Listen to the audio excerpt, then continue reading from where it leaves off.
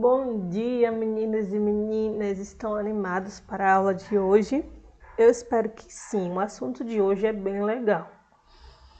Nós iremos dar continuidade àquilo que estávamos trabalhando nas aulas anteriores, tá bom? A gente vai falar sobre uma nova tendência artística que surgiu no século XX, foi conhecida até como uma vanguarda. Então vamos lá. O meu nome é Caroline, sou professora de História da Arte de vocês e hoje nós iremos falar sobre o Dada, conhecido como Dadaísmo, e o Surrealismo. Normalmente eu trago uma tendência artística ou uma vanguarda por aula. Só que como o Dada e o Surrealismo, eles foram uma tendência artística que juntos eles começaram a se desenvolver, então eu preciso trazer essa aula, esses dois conteúdos dentro dessa mesma aula, tanto o dadaísmo como o surrealismo, para que a gente possa compreender como o dadaísmo influenciou no surgimento do surrealismo, das pinturas surrealistas, tá bom? Bora lá! A fantasia invade a realidade. E antes de começar, eu gostaria que vocês pausassem esse vídeo só para pegar o caderno, caneta, lápis, marca-texto, hidrocor, tudo que vocês acharem necessário para escrever essas anotações, porque é muito importante, gente. Todo o conteúdo de História da Arte é importante, porque é um conteúdo que vocês vão levar para a vida toda, obviamente, e é um conteúdo que não tem no livro. Então é preciso que vocês tenham esse material no caderno para estudos futuros. E outra coisa que eu vou pedir para vocês é que caso vocês não consigam acompanhar os textos com o vídeo, mesmo pausando, pode ficar ruim para alguns, eu posso enviar para vocês o PDF desse slide. Então é só vocês falarem comigo no privado, que eu envio para cada um de vocês, quem me pedir, obviamente, o PDF desse slide. Aí vocês vão poder acompanhar no celular, no computador, junto com o vídeo, tá bom? É só me pedir que eu envio. Agora tem que me pedir, que eu não vou sair entendendo, sei lá, que alguém está precisando. Então, assim, nessas duas primeiras décadas do século XX, os estudos psicanalísticos de Freud e as incertezas políticas criaram um clima favorável para o desenvolvimento de uma arte que criticava a cultura europeia e a frágil condição humana diante de um mundo cada vez mais complexo. Então a gente percebe aí os estudos do psicanalista Freud, ele tendo sua saída, né, da psicologia, do ramo da psicanálise, e entrando na questão artística. Surgem então movimentos estéticos que, representando a realidade de maneira fantasiosa, procuraram denunciar a falta de sentido da civilização contemporânea, como é o caso da pintura metafísica do dadaísmo e do surrealismo, cujas linhas mais significativas veremos a seguir. Bora lá! O Dada e o surrealismo. Durante a Primeira Guerra Mundial, em que aconteceu entre 1914 e 1918, os artistas e intelectuais de diversas nacionalidades, contrários ao envolvimento dos seus países nesse conflito, exilaram-se em Zurique, na Suíça. Aí acabaram fundando um movimento literário que deveria expressar suas decepções com o fracasso das ciências, da religião e da filosofia existentes até então, pois se revelaram incapazes de evitar a grande destruição que assolava toda a Europa, gente. Então eles ficaram muito frustrados, porque a arte é aquilo que dava alegria ao mundo, aquilo que dava sentido ao mundo, seja a arte, seja a literatura, a filosofia, a própria religião, se tornaram incapazes de levar praticamente. Porque a Primeira Guerra Mundial foi conhecida como a Grande Guerra, né? Foi a maior das guerras, tanto da primeira, contando com a primeira e a segunda, foi a Grande Guerra. Os historiadores, quando falam da Primeira Guerra Mundial, até as pessoas que viveram nesse período, contam como a destruição dessa Primeira Guerra Mundial foi enorme, gente, e traz muita sequela a todo mundo. Então, esses artistas ficaram meio que frustrados porque não conseguiram conter a humanidade de não se envolver nessa guerra. E toda a Europa estava nesse conflito e outros países também do globo. Esse movimento foi denominado Dada, com esse acento aí agudo no A, nome escolhido pelo poeta romeno Tristan Tzara. Uma das versões sobre a criação desse nome relata que o poeta abriu um dicionário qualquer. Assim, tem várias versões sobre esse nome, né? Dada significa assim uma palavra que uma criança que não sabe falar bem dizia. Ou tem essa versão aqui, que uma dessas versões sobre a criação desse mundo, desse nome que esse poeta Tristan criou, ele pegou lá um dicionário ao acaso e abriu lá, super nada a ver, abriu e colocou um dedo. Nada a ver para a gente, mas para o sentido que ele queria dar à arte, isso teve tudo a ver. Então ele colocou um dedo em uma palavra e a palavra que caiu nesse dicionário francês era essa palavra Dada. E que na linguagem infantil francesa significa cavalo. Então, vê, algumas versões assim um balbuciar de uma criança, e essa versão aqui ainda fala sobre essa linguagem infantil. Então, é uma dessas versões desse nome Dada, do dadaísmo, que é bastante repercutida. Mas isso não tinha a menor importância. Por quê? Qualquer fosse o nome atribuído a esse movimento, o fato de que a arte estava perdendo todo aquele seu sentido, estava perdendo todo aquele valor, porque a guerra havia instaurado um irracionalismo enorme no continente europeu. E posso assim dizer em todo o mundo, né? Em todos os países que foram influenciados por esse espírito irracional de combater um ao outros por propósitos por propósitos territorialistas, por propósitos de se sobressair diante de todas as outras nações. Então, influenciados por esse espírito de raiva, esse espírito irracional mesmo, né? Quando a gente está com muita raiva, as primeiras ações da gente é aquelas ações irracionais.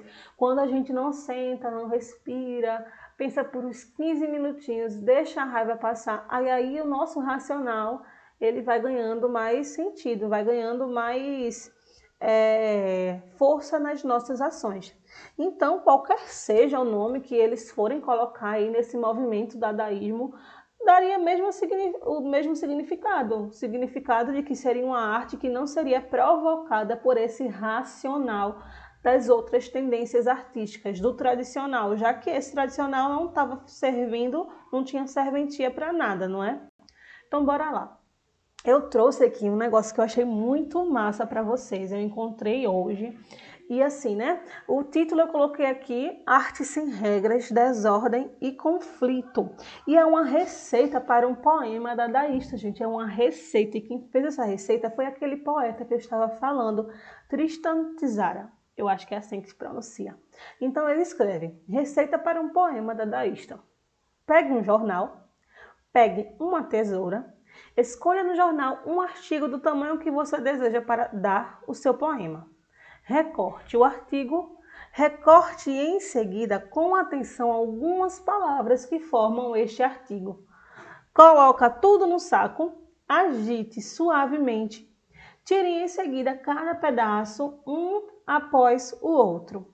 Copie conscienciosamente na ordem em que elas são tiradas do saco.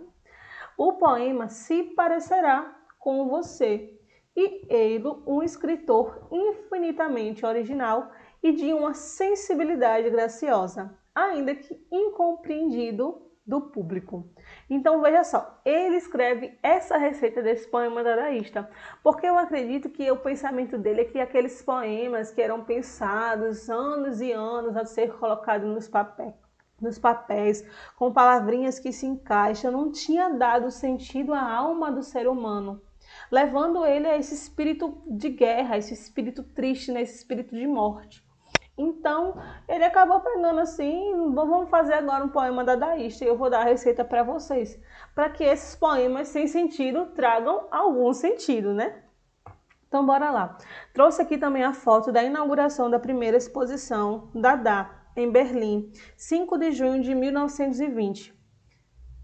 Então, veja só, alguns objetos de arte que realmente não trazem muito sentido para nós, vendo assim por meio dessa imagem, algumas pessoas observando. Tem uma escultura em cima que parece uma pessoa, mas não é uma pessoa aqui. Então, assim, Então, era essa questão que eles queriam trazer, porque eles estavam marcados por um forte caráter pessimista e irônico. Então, eles ironizavam do pessimismo deles, eles ironizavam das artes anteriores e realmente mostravam isso nos seus objetos de arte, seja escultura ou seja a própria literatura. Os artistas dadaístas proclamavam a anti-arte de protesto, do escândalo, inserindo o caos e a desordem em suas obras. Além disso, enfatizavam o absurdo e rompiam totalmente com as antigas formas tradicionais de arte. O dadaísmo ele me lembra muito, vocês lembram do expressionismo, que era aquela arte que queria trazer o escândalo, queria trazer aquilo que não era visto, e que os impressionistas meio que omitiam da sociedade. Então o dadaísmo ele me lembra muito o expressionismo. Mesmo que eu acredito que não seja baseado, porque eles queriam romper com todas as formas tradicionais de arte. Então bora lá. É preciso considerar também que os estudos de Freud chamavam a atenção para um aspecto novo da realidade humana. Eles revelavam que muitos atos praticados pelos homens são automáticos e independentes de um encadeamento de razões lógicas. Dessa forma, os dadaístas propunham que a criação artística se libertasse das amarras do pensamento racionalista e sugeriam que ela fosse apenas o resultado do automatismo psíquico, selecionando e combinando elementos ao acaso. Então, essa é a fórmula do dadaísmo. Como eles estavam também se baseando nesses estudos de Freud, porque ele estava querendo dizer com a mente humana e tudo mais, então, tanto que na pintura, até na pintura, essa atitude foi traduzida nas obras pelo recurso da colagem. Lembra quando eu falei da colagem, quando eu estava falando sobre o cubismo? Então, a colagem até na pintura foi utilizada. Por quê? Nos poemas, né, eles recortavam e pegavam tudo do saco e colocavam em alguma superfície e depois escreviam. E até nas artes, esse recurso da colagem, tipo ao acaso, foi bastante utilizado.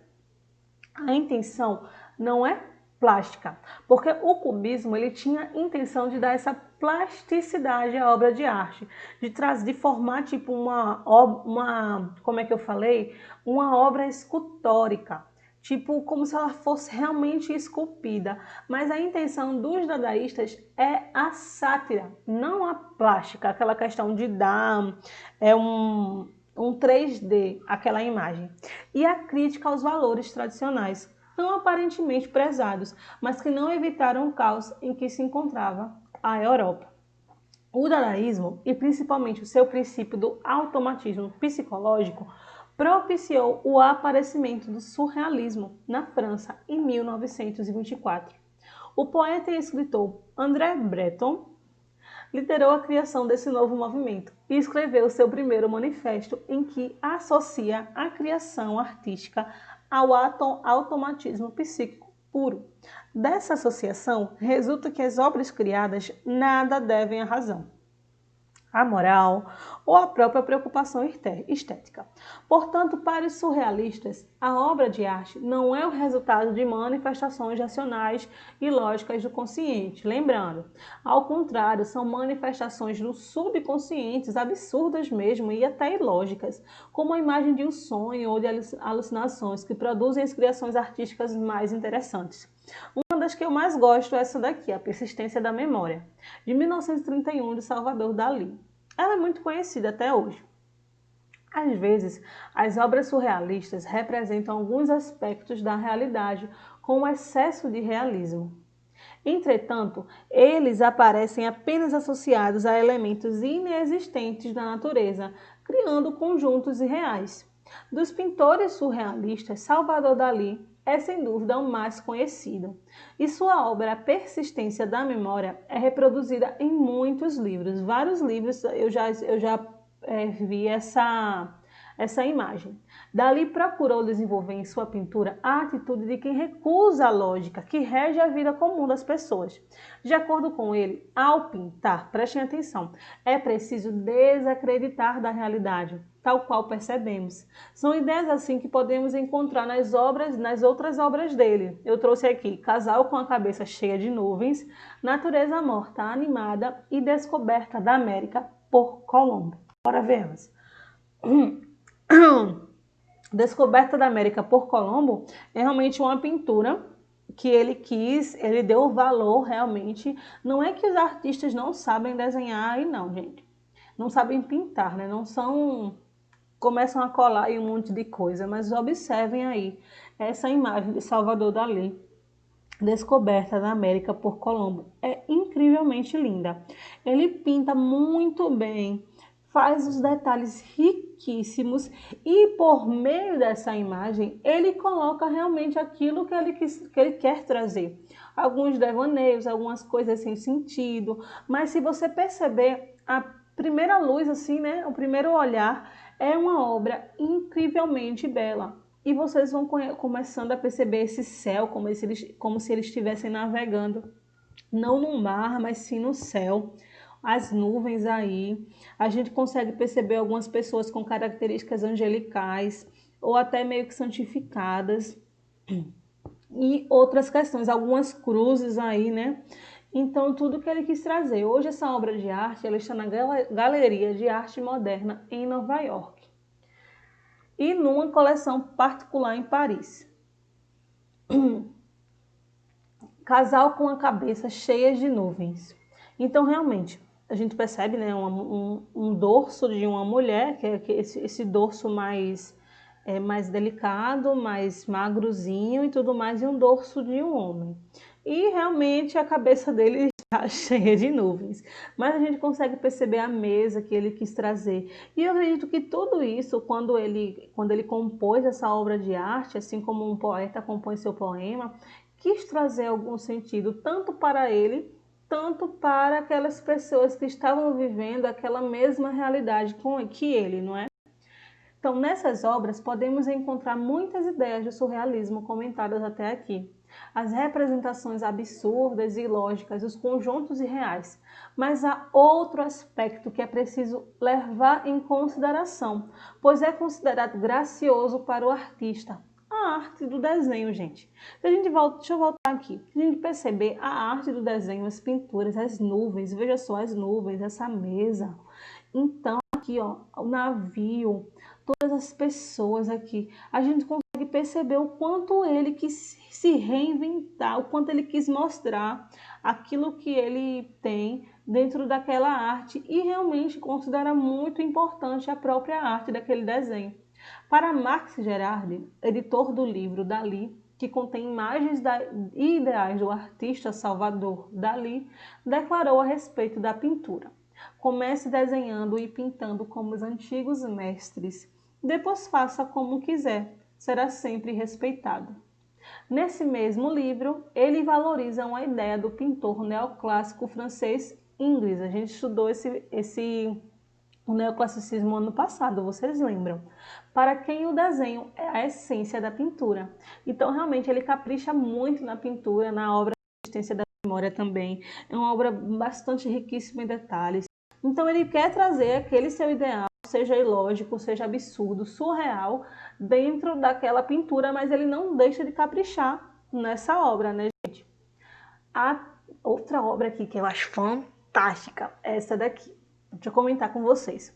A Traição das Imagens é uma série de pinturas produzidas por René Magritte. Eu acho que não se pronuncia assim, porque é francês. Entre os anos de 1928 e 1929. A mais famosa dessas séries de pinturas é essa que eu coloquei aqui. Isto não é um cachimbo. Eu não vou nem me arriscar a falar o francês, tá bom? Vê-se um cachimbo e, ao mesmo tempo, dentro da obra. Essa frase que afirma isto não é um cachimbo em francês, está dentro da obra. Não é algo exterior que colocaram quando foram apresentar essa obra em algum evento, mas isso é parte da obra. Isto não é um cachimbo. Então a gente vê um cachimbo, olha aí, tem até a sombra do cachimbo, e ao mesmo tempo na obra afirma que isto não é um cachimbo. Esta obra pertence ao surrealismo. E a gente conseguindo assim analisar de longe ou até de pertozinho para ver os detalhes, a gente fica, mas isso é um cachimbo. Mas o que o artista quis passar é que a arte precisa ser entendida não como a realidade que estamos. Por isso que ele afirma que isto não é um cachimbo, isso é a representação de um cachimbo. Eu não vou pegar essa obra de arte e colocar, eu não sei o que se coloca dentro do cachimbo, acender e fumar. Não, isso é só uma representação de um cachimbo. E essa arte precisa ser entendida não como a realidade, mas como representação desta realidade, como um universo paralelo. Devemos analisar a obra, então, de qualquer modalidade, pelo que está nela, e saber que se trata de uma representação apenas. Veja só que interessante, não é não? Então, esse foi o assunto dessa aula. Eu espero que vocês tenham aproveitado muito. Foi muito legal comentar o dadaísmo e do surrealismo com vocês. Caso vocês queiram realmente não conseguirem copiar realmente o material dentro desse vídeo, é só vocês me pedirem, professora Carol, tu me manda o PDF desse slide para eu poder copiar aqui o material. Eu mando sem problema, tá bom? Abraços!